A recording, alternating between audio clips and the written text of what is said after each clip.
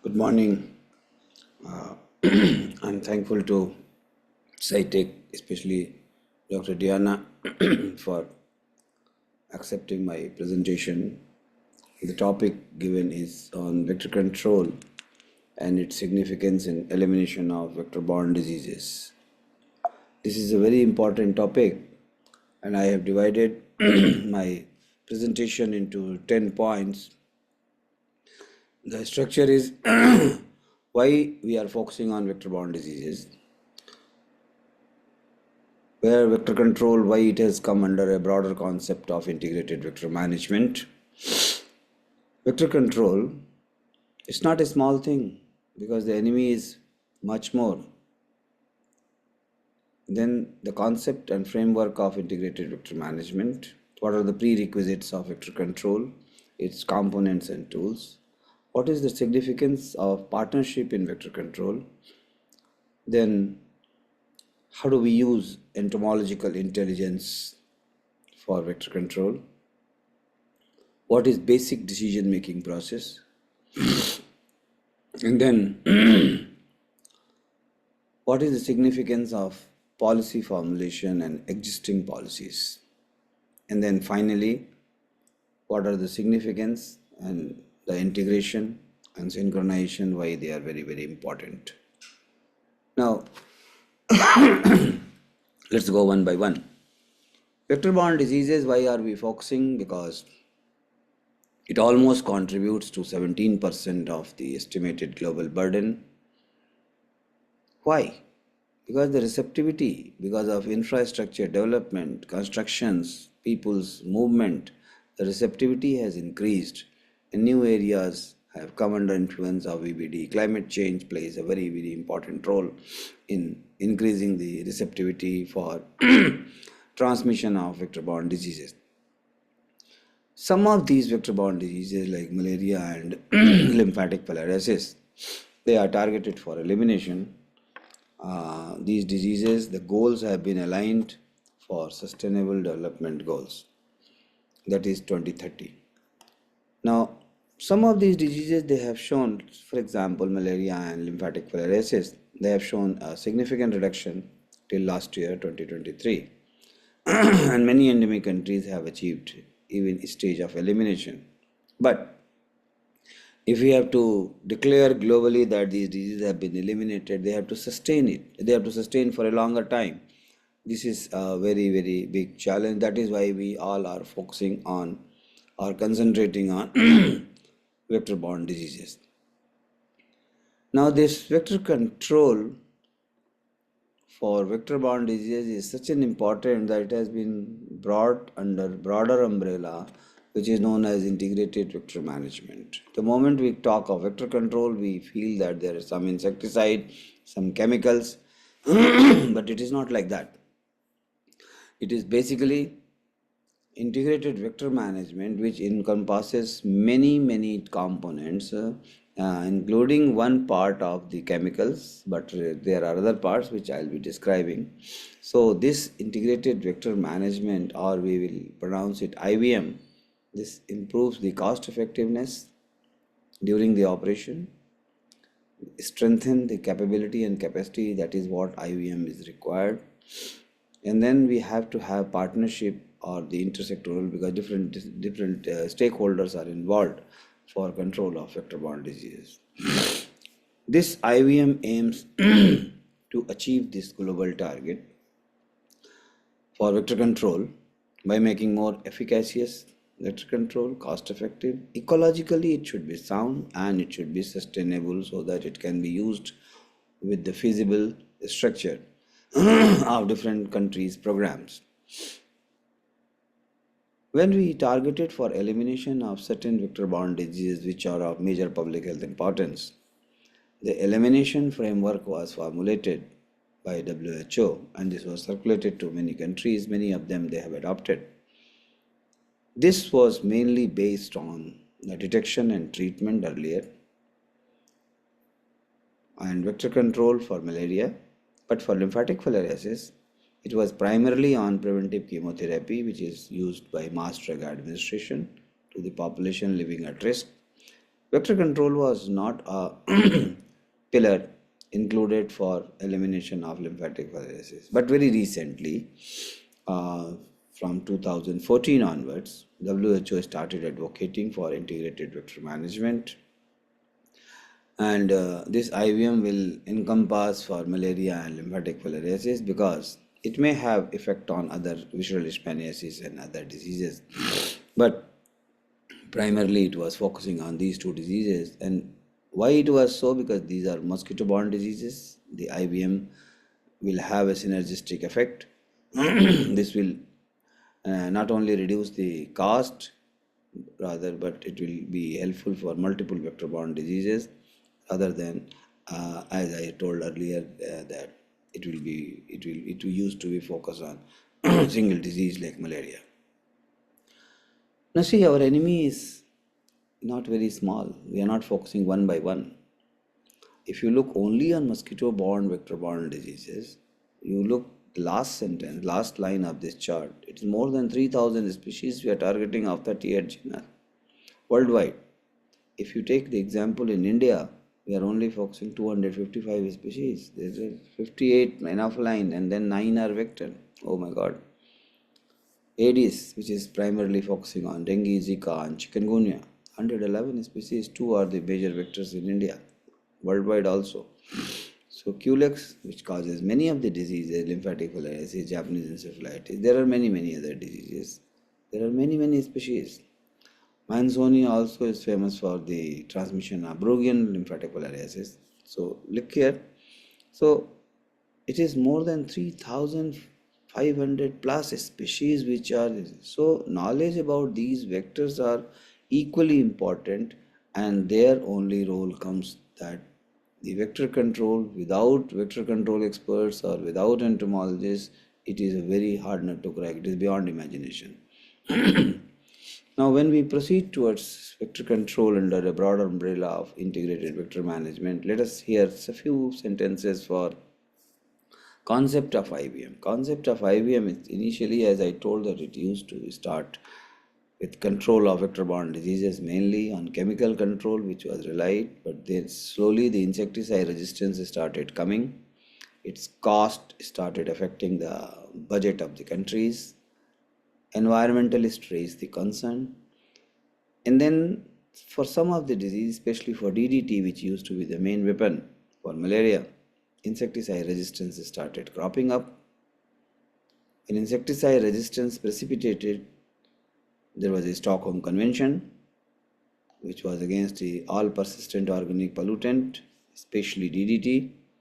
And then DDT was to be phased out because it remains in the environment, it creates a lot of hazards. Finally, it is gone. But then where are the alternative products? So for alternative products, research and development involvement was very important. This became the first stakeholder after the program implementers. And then every integrated vector management tool, it was designed or it was concerned that there should be effectiveness of the vector control tools, which should be cost effective either separately or in combination, and it should not be focusing on reliance on single tool or single vector-borne diseases. So finally the concept emerged that IVM is not a basic capsule, it's a process making. It's a process making where the vectors and then essentially vectors are controlled or reduced to the level where transmission is interrupted or the probability of transmission is reduced to the negligible level. That is why it was defined like it's a process for managing vectors. Essentially, it aims to reduce or interrupt the transmission of disease and include understanding about the biodynamics of malaria vectors or other vectors, transmission dynamics, intersectoral collaborations, and the impact of the environment. Now, when you go ahead with the vector control under IVM, first we have to, because it is basically we are focusing on vector-borne diseases. So the disease situation is very, very important. So the first important point is disease situation, where we do assess epidemiological impact, we do assess vector assessment, we do stratify the magnitude of the problem in different scenario, different ecogeographical area, and we also consider the local determinants which facilitates the disease transmission. After doing this, we have to have selection for the vector control methods. Which method is applicable, which are regulated, which are allowed in the different parts of the world, which are regulated as per the country law. Once we select the tools, then we work out our needs and then we see our resources, or technically what are the requirements, basically both in terms of the logistics, in terms of human resource, in terms of finance. Then we arrange all those things and then we start implementing. So implementation also requires a lot of knowledge, skills. And then we have to do continuous supervision and monitoring, and then a third party evaluation, so that independently we come to know what are the challenges, what are the gaps where we need to fill it up. So basically these prerequisites are very, very important. Integrated vector management, it requires full level capacity. So capacity and capability both. Capacity is for the human resource to deliver the goods, and capability is the capacity or the competence of the department, competence of the infrastructure to facilitate, so that the people who are involved, they can deliver the goods. Commitment at every level, right from top to bottom, it is very essential, both in terms of functions, otherwise it will not work, and in terms of the finances. Organizational structures, it should have priority and it should be sustained. The priority needs to be sustained in terms of finance, in terms of human, in terms of technical resources. As I go on, you will understand that finance is always reallocated when the cases come down. Very easy to say and compare that COVID happened and everybody was, but other pandemics and vector-borne diseases elimination has got different dimensions, because we were dealing with pandemic where fear of death was on the top priority in the service providers as well as the beneficiaries. They all were affected. Here the perception is entirely different. That is why it is very easy to say and compare with other pandemics, but it is really difficult to implement it because priority will change. As I told just now, that priority will change the moment the cases come down, epidemiological impact is seen, the cases is no more a public health challenge, then the finance will be diverted, finance will be reduced, or it will be reallocated. Simultaneously, the human resource who have been trained, they will never be retained in that particular area. Either they will be terminated, removed, or they will be reallocated in different departments, which becomes a dangerous, and we have already burnt our fingers in 60s and 70s. Now when we come on the tools, look here, precisely the vector-borne diseases requires reduction in number of the vectors, so that the transmission possibility is very, very remote, and that is why it starts affecting on the immature stages. First we have to start with the reduction of the breeding. We should avoid breeding of the vectors, so that source should be reduced.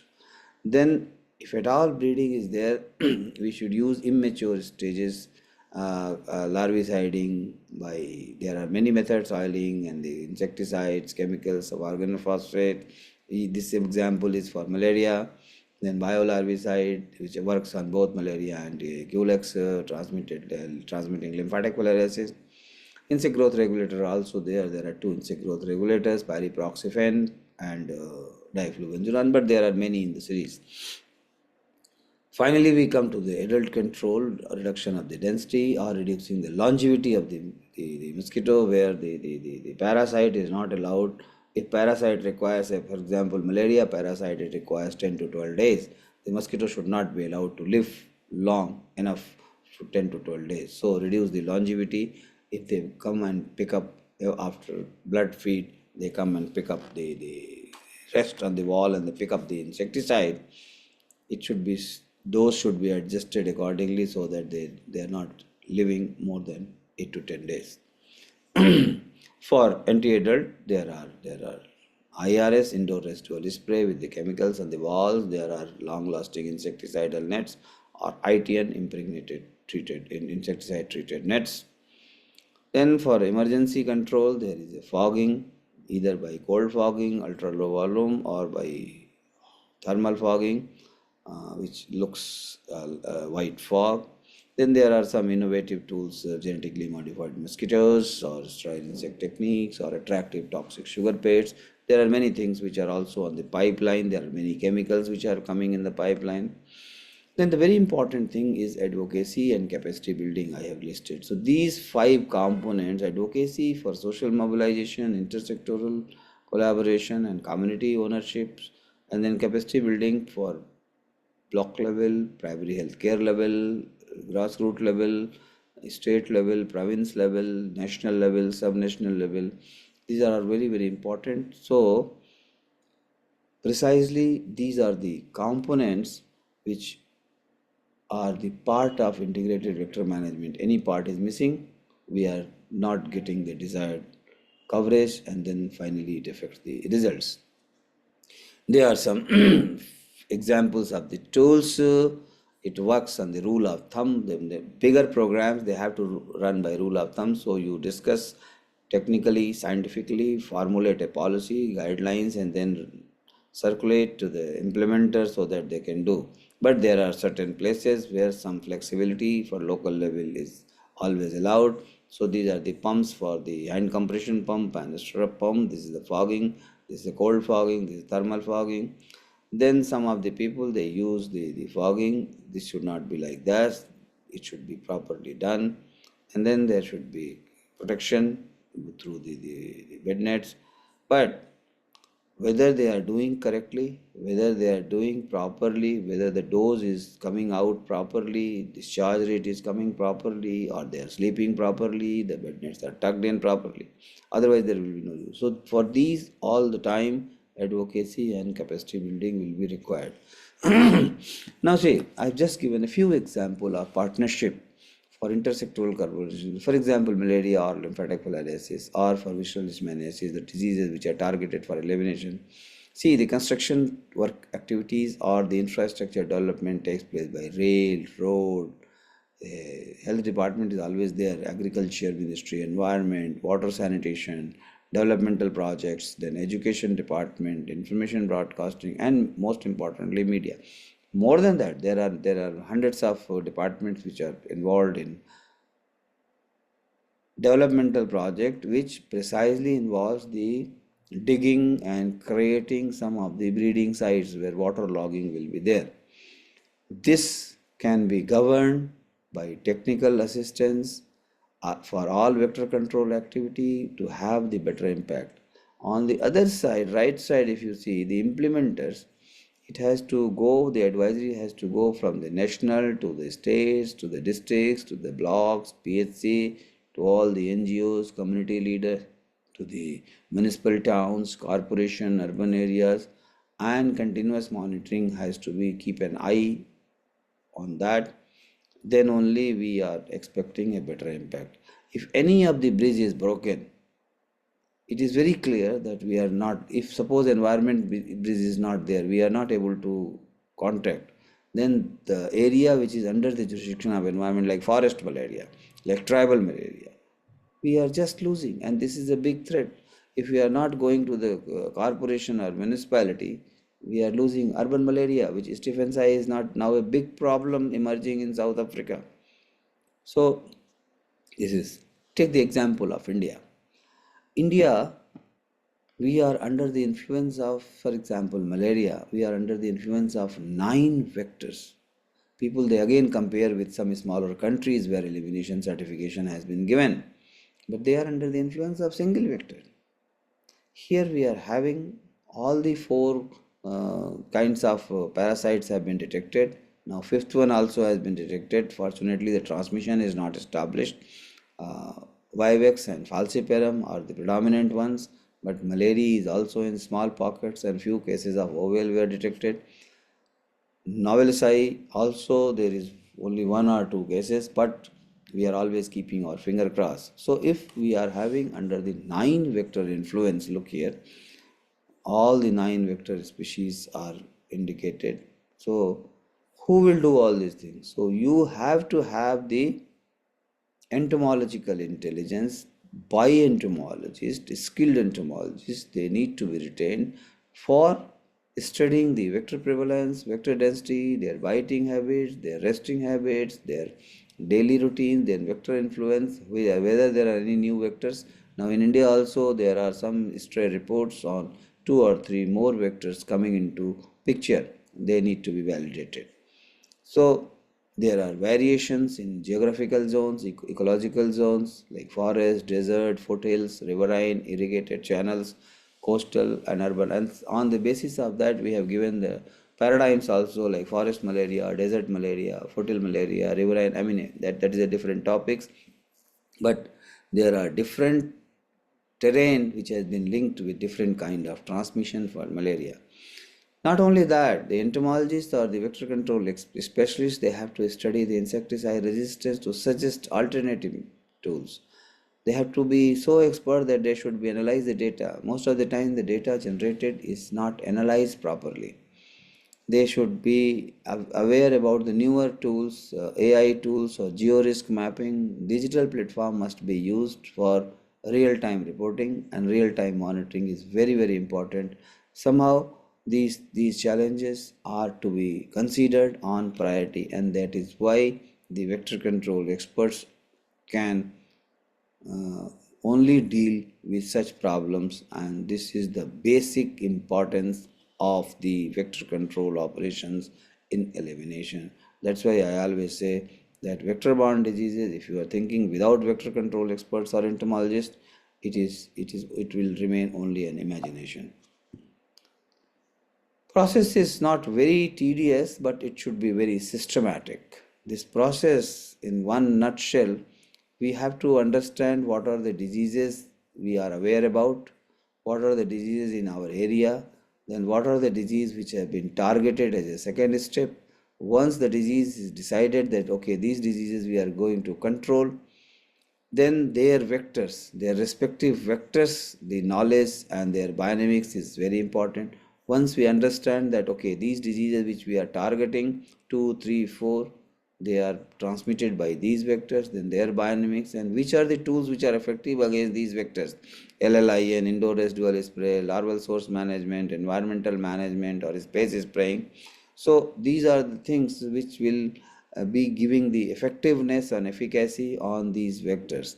Now, once we decide, then we accord the priority systematically that which one is more effective or which one is more effective against most of the vectors. So here the example says that LLIN is 1, 2, 3. LSM larval source management is 1, 2, 3, 4. So the priority wise LLI and LSM takes over, has the edge over indoor residual spray or space spray. And that is why we have given the color that this LLIN works on Anopheles, Aedes and Culex.